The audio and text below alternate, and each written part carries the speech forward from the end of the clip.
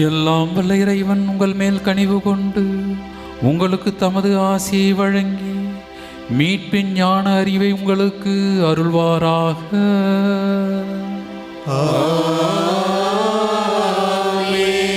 நம்பிக்கை போதனையால் அவர் என்றும் உங்களுக்கு ஊட்டம் அளித்து புனித செயல் புரிவதில் நீங்கள் நிலைத்திருக்க செய்வாராக.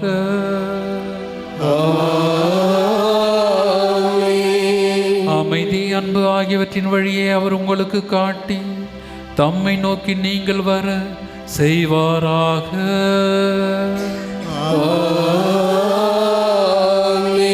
எல்லாம் வல்ல இறைவன் தந்தை, மகன், தூய ஆவியார் உங்கள் மீது இறங்கி உங்களோடு என்றும் தங்குவதாக.